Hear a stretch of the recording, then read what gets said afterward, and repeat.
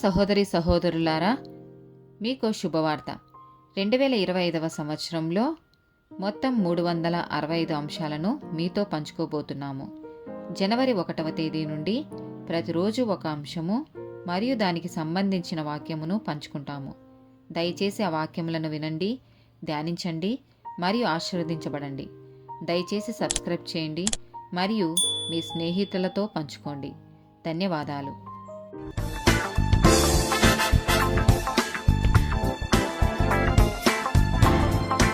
213th day topic విధేయత. సామెతల గ్రంథము 3వ అధ్యాయము 3-4 వచనాలు.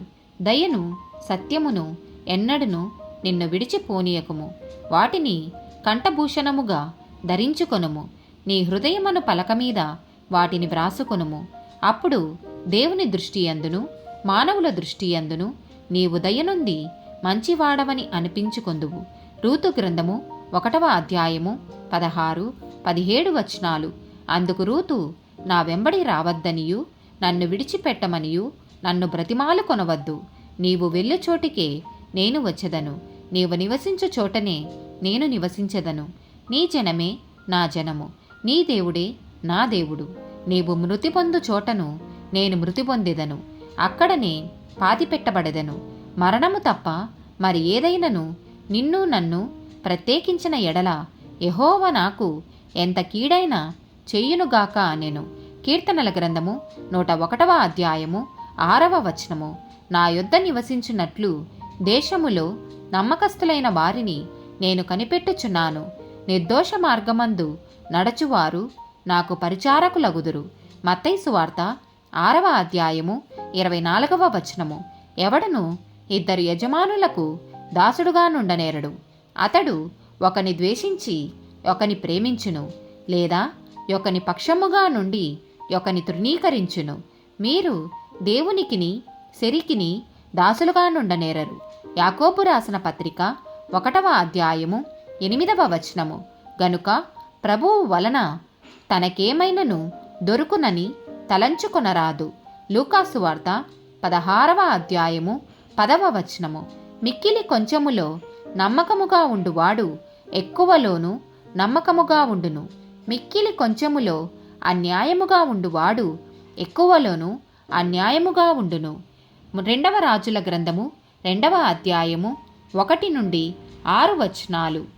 యెహోవా సుడిగాలి చేత ఏలియాను ఆకాశమునకు ఆరోహణం చేయబోవు కాలమున ఏలియాయు ఎలీషాయు కూడి గిల్గాలు నుండి వెలుచుండగా ఏలియా, యెహోవా నన్ను బేతేలునకు పొమ్మని సెలవిచ్చి ఉన్నాడు గనుక నీవు దయచేసి ఇక్కడ నుండుమని ఎలీషాతో అనెను.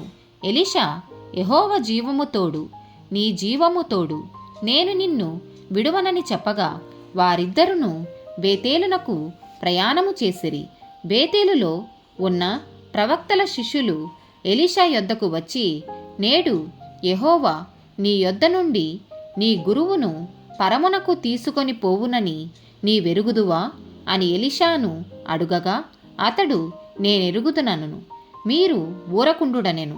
పిమ్మట ఏలియా ఎలీషా, యెహోవా నన్ను ఎరుకోకు పొమ్మని సెలవిచ్చి ఉన్నాడు గనుక నీవు దయచేసి ఇక్కడ ఉండుమని ఎలీషాతో అనగా అతడు, యెహోవా జీవము తోడు, నీ జీవము తోడు, నేను నిన్ను విడువనను గనుక వారిద్దరూ ఎరికోకు ప్రయాణము చేసిరి.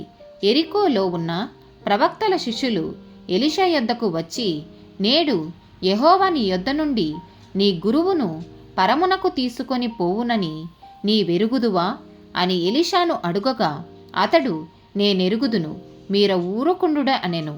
అంతటా ఏలియా, యెహోవా నన్ను యోర్దానునకు పొమ్మని సెలవిచ్చి ఉన్నాడు గనుక నీవు దయచేసి ఇక్కడ ఉండుమని ఎలీషాతో అనగా అతడు, యెహోవా జీవము తోడు, నీ జీవము తోడు, నేను నిన్ను విడువనని చెప్పెను గనుక వారిద్దరును ప్రయాణమై సాగి వెళ్ళిరి. ఆమెన్.